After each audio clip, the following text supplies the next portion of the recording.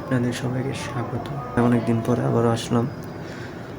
তো আজকে দেখব গত 7 দিনে আবহাওয়ার কি অবস্থা।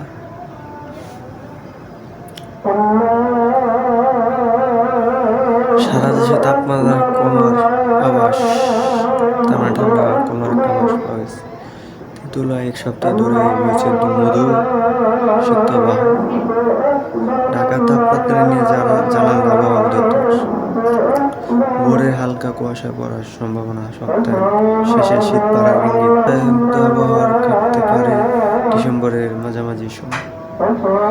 তেঁতুলিয়া টানা 6 দিন তাপমাত্রা 9 ডিগ্রি ঘরে। ঢাকা সকালে তাপমাত্রা 17 ডিগ্রি, দিনের আবহাওয়া থাকবে টানা 1 সপ্তাহে দেশের বিভিন্ন তাপমাত্রা। তেঁতুলিয়া আবহাওয়ার নিউজ পড়লাম। তো এখন একটা ছোট্ট বিরতি যাব, নামাজের পর সবার সাথে দেখা হবে। আল্লাহ হাফেজ। তো আমি বিরতির পর আবার চলে আসলাম। এখন দেখা যাক আজকে সারা দেশে কি কি হয়েছে। দিল্লি বাংলাদেশি হাইকমিশন মুক্তলব, ঢাকায় ম্যাচ টু ইন্ডিয়ান হাইকমিশন কর্মসূচি পুলিশের বাধা। এটা আজকের নিউজ। অস্ট্রেলিয়া বাইট পিচ বন্দুকধারী মূলত ভারতীয় জানিয়েছে পুলিশ। 9 কোটি মুস্তাফিজুর, 25 কোটির গ্রিন। এবার IPL-এ নিলামে কোটিপতি ক্রিকেটাররা। তো মুস্তাফিজুর এই প্রথম বাংলাদেশে রেকর্ড 9 কোটি 20 লাখ টাকা মুস্তাফিজুরকে কিনছে কলকাতা। তো এই প্রথম এত টাকাতে বাংলাদেশের কোনো প্লেয়ারকে IPL-এ কেনা হলো। তারা চায় নির্বাচনের আগে জাতির ফিরে আসা নিশ্চিত করতে প্রধান উপদেষ্টা। 58 লাখ ভোটারের নাম বাদ, তালিকা থেকে আরও 1.5 কোটি নিয়ে সন্দেহ। ওসমান হাদি ইস্যুতে সর্বদলীয় 1971 সালে 16 ডিসেম্বর কী ঘটেছিল? নির্বাচিত খবর, যুদ্ধ মোড় ঘোরানোর 8টি ঘটনা। পরাজয়ের ঠিক আগে পাকিস্তান বাহিনীর যে অবস্থা হয়েছিল ঢাকা সেনানিবাস। মুক্তিযুদ্ধের বিজয়ের খবর সেই সময়ে পত্রিকা যেভাবে ছাপা হয়েছিল। এই ছবি দেখেই আত্মসমর্থ করেছিলেন ওয়াজি। মুক্তিযুদ্ধে কী ছিল ভারতীয় সেনার সামরিক কৌশল? ফেব্রুয়ারির 12 তারিখে জাতীয় নির্বাচন ও গণভোট, যা যা আছে তফসিলে। তো দেখা যাক তফসিলে কী কী আছে। আগামী বছরের 12 ফেব্রুয়ারি অনুষ্ঠিত হবে বাংলাদেশের দ্বাদশ জাতীয় সংসদ নির্বাচন। বৃহস্পতিবার সন্ধ্যা জাতির উদ্দেশ্যে ভাষণ নির্বাচনের তফসিল ঘোষণা করেন প্রধান নির্বাচন কমিশনার AM নাসির উদ্দিন। ভাষণে একদিনে জুলাই সনদ বাস্তবায়নে গণভোট আয়োজনের ঘোষণা দিয়েছেন সিস। 2024 সালে 5ই আগস্ট গণঅভ্যুত্থান, আওয়ামী লীগ সরকারের পতনের পর থেকে জাতীয় নির্বাচন নিয়ে নানা প্রশ্ন আশঙ্কা সচেতনের মধ্যে এই নির্বাচনের তফসিল ঘোষণা করল নির্বাচন কমিশন। জাতির উদ্দেশ্যে দেওয়া ভাষণ সিএসসি যেমন এই নির্বাচনের কেবল তুলে ধরেছে, তেমনটি ভোট আয়োজনে ইসির সামনে নানা চ্যালেঞ্জের কথা বলেছেন। সব রাজনৈতিক দল প্রার্থীদের ভোটে অংশ নেওয়ার আহ্বান জানিয়েছেন।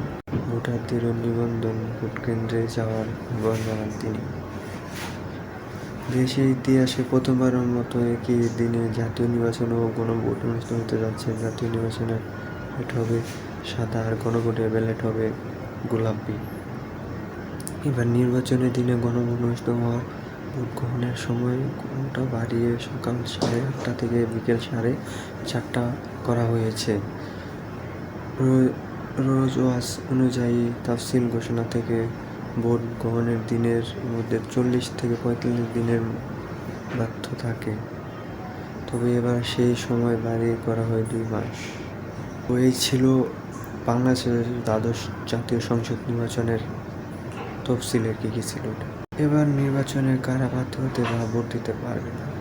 প্রবাসীদের প্রথমবার মতো ভোট দেবেন যে এই এবার একটা বিশেষ হলো যে এর যতবার নির্বাচন হয়েছে প্রবাসীরা ভোট দিতে পারে নাই, কিন্তু এবার পারবে। সমালোচনা করা যাবে না, এই ব্যাপারে কি দেওয়া হলো আনিস আলমগীরের ঘটনা। হাদির ওপর গুলি ঘটনায় সিএসএর বক্তব্য বিষয়ে বাক্য দিয়েছে নির্বাচন কমিশন। পত্রিকা ভোটের আগে জনগণের পরপর 2 বছর কেন বিজয় দিবসের কর্মসূচি বন্ধ করা হয়েছে অন্তর্বর্তী সরকার। মেসির সফরে বিশ্বকাপ জোর ধরে পদত্যাগ পশ্চিমবঙ্গের ক্রীড়ামন্ত্রীর। নারী শিক্ষকের হিজাব খুলে ফেলা নিয়ে বিদ্রোহী হিসাবে মুখ্যমন্ত্রী নীতীশ কুমার। কি একটা অবস্থা! ধর বুলেট মুভি রাজনীতি বার্তা দিয়ে চরমে। মেসির অনুষ্ঠানে বিষয়টি নিয়ে কেন্দ্রীয় নিশানায় মতামত দেন ক্রীড়ামন্ত্রী। বিসিবির বিরুদ্ধে মানহানির মামলা বললেন ডোনাল্ড। অস্ট্রেলিয়ার হামলাকারীদের অর্থ ছিনিয়ে নেওয়া ব্যক্তি কে? অস্ট্রেলিয়ার 2 হামলাকারী বাবা ও ছেলের পুলিশে নিয়ে বলছেন পুলিশ। অস্ট্রেলিয়ায় সিন্ডিকেট বন্ধকারী গুলিতে আহতজন। বিশ্বজুড়ে ছড়িয়ে পড়তে থাকা মারাত্মক ফ্লু থেকে নিজে রক্ষা করবেন কি? মাসের আগেই মাসিক হওয়ার কারণ কি? এটা স্বাভাবিক নাকি সতর্ক?